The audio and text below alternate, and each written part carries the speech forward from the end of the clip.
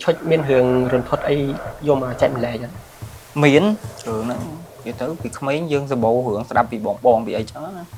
cho nên dương hiệp một mùi bị bong bọt nhau mà nè ca gọi điệnនៅបឋមកាលមុនបឋមគេឲ្យសេះយាមមកក្រុមគាត់ចឹងណាchạy bên kia ហ្នឹងហើយចែកវេនគ្នាយាមហ្នឹងហើយទៅការពារកុំឲ្យគេលួចដូងលួចអីវ៉ាន់ថ្នាក់ចឹងព្រោះកាលមុនចាខ្លាចអត់មានភ្លើងណៃបងដល់ពេលហើយថ្ងៃមួយគាត់យាមចឹងចាប់ទៅលុកក្រាក់ចឹងស្រាប់តាឃើញឆ្មាខ្មៅចឹង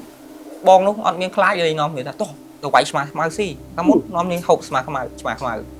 ស៊ីឆ្មាខ្មៅតែឥឡូវយើងមិនគួរទៅចឹងទេតើអត់ឆ្មាឆ្កែយើងខ្លាញ់សត្វស្អីហ្នឹងតែកាលមុនមានណាដេញតាមចឹងទៅ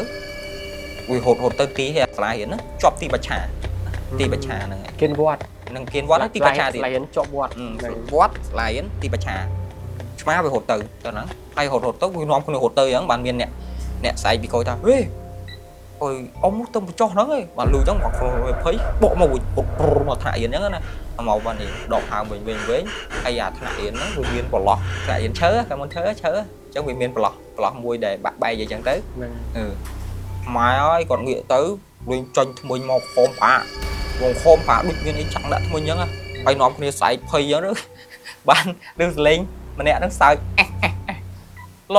លោកកាន់ធូបមកបាច់មកផ្លុំបងទៅអីគាត់ផ្លុំមកម្លាយពួកគាត់អ្នកយាមថ្នាក់ហ្នឹងគាត់ដឹងលោកមកម្លាយហ្នឹង